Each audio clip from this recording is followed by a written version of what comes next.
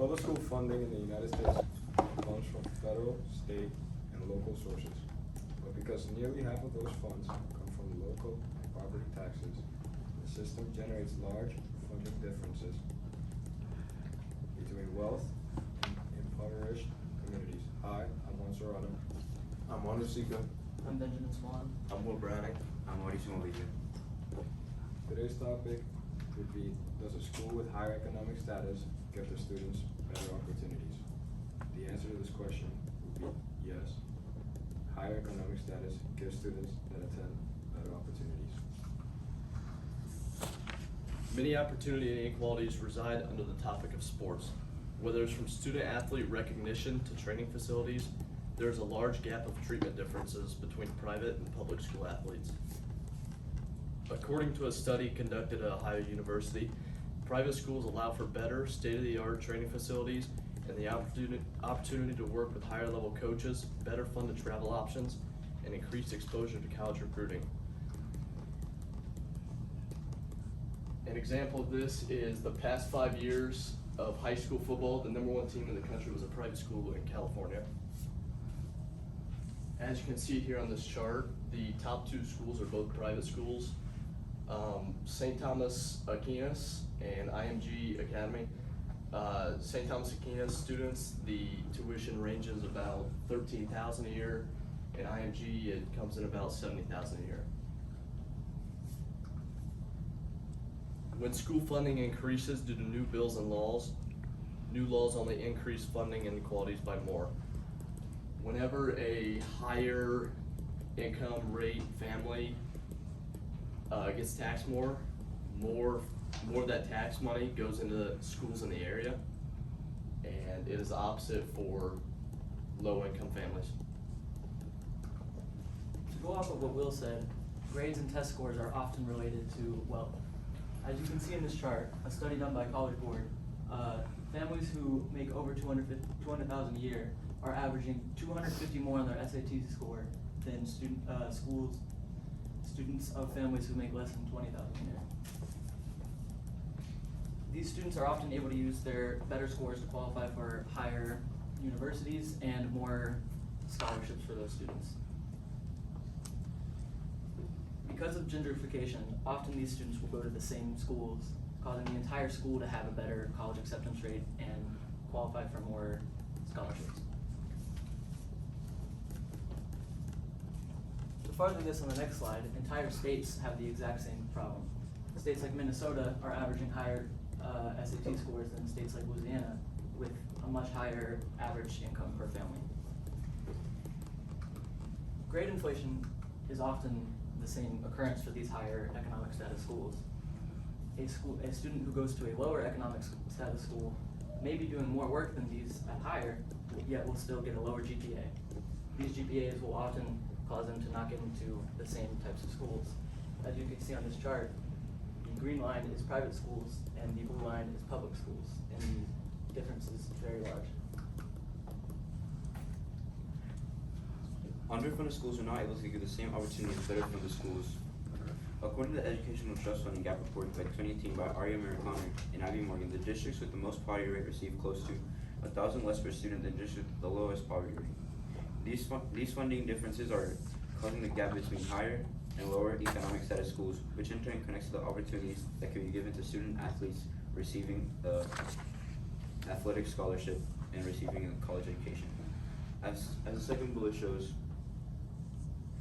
school systems that are in low socioeconomic communities are more likely to be under-resourced, which negatively affects students' academic progress and outcomes. The school being under-resourced and underfunded will lead to lower test scores on exams such as the SAT and the ACT.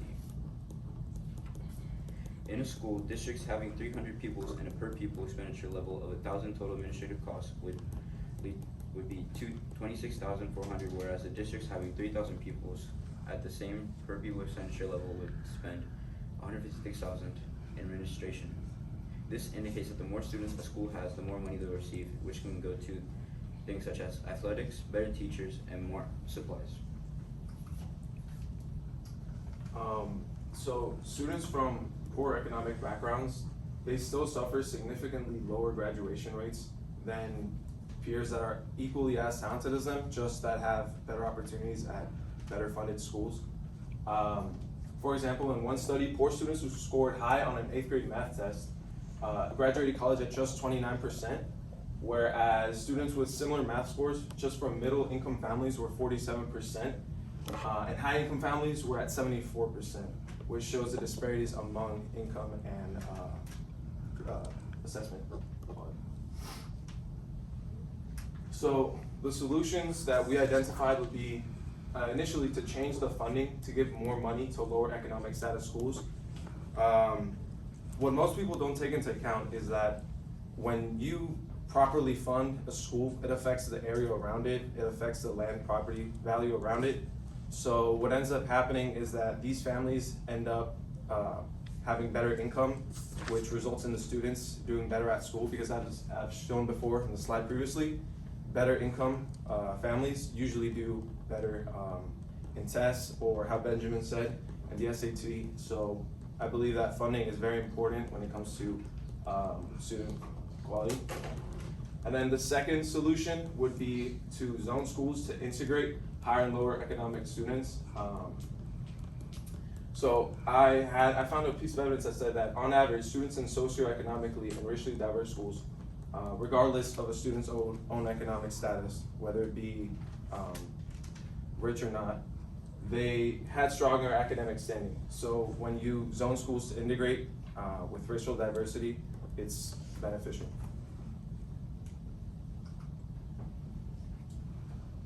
Then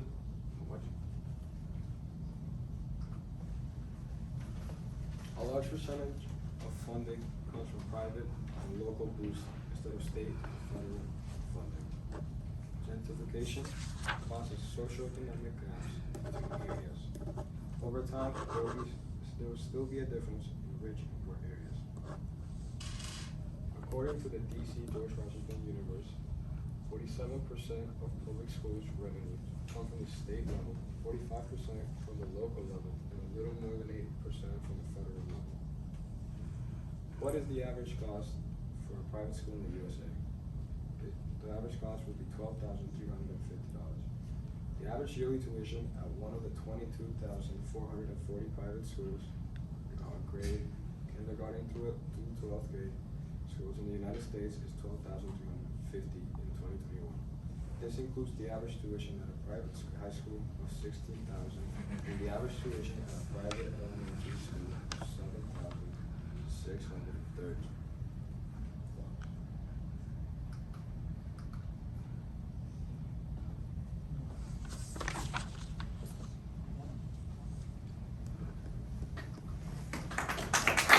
Take one step back. Thanks, guys. Benjamin, since that's how you refer to you as, we'll start with you. Benjamin, if you had another team member, what perspective could they have reached that would have been a useful contribution to your project? A useful contribution would be the social aspect of these schools. Would schools who have higher economic status have better treatment for the inequalities for these students based off social aspects? All right. Will, we're going to go to you. Describe an argument from one of your peers' research that makes you think differently about your overall solution that you guys came up with. Could you repeat that? Sure. Describe an argument from one of their research points that makes you think differently about the solution you guys came up with. Well, as Ben was researching the repeat that one more time, please. Describe an argument from one of theirs, so Ben or whoever, that makes you think differently about the solution that you came up with. So I think that Ben's research about the funding in gentrification, how gentrification really affects an area, and as Juan was stating, Juan R, that how when you increase funding in an area, it affects the area around the school as well. We'll go with the first one. So you're number one. What's a way in which your team, no, not that question. What's an example of a compelling argument from your peers' reports that you decided to exclude from the presentation, and why? One of the things we excluded from the presentation was the racial injustice with it's integrated school, mostly integrated school. We didn't find it as beneficial to our presentation as important as some of our other points. All right, thanks. Mauricio, reflecting on your colleagues' work, which one had the greatest impact on your understanding of the problem? I think Juan, Art, and Will had a really good help me understand better the problem, because Will used a lot of like how like athletes and how schools and their supplies and how like,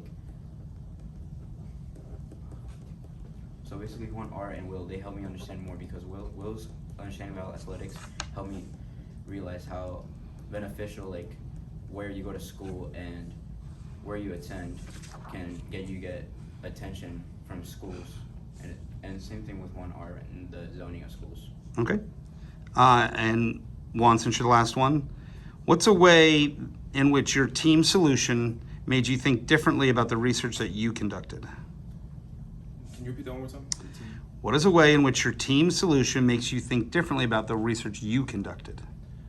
The team solutions that we came up with, it made me think differently about my research, because I only previously with this topic, when it comes to injustice in schools, about funding, I just thought it was a very one-sided argument, whether just increase or decrease funding. But I found through research and my other peers' research that it's really a more deeper issue. It's more complex than what I originally thought.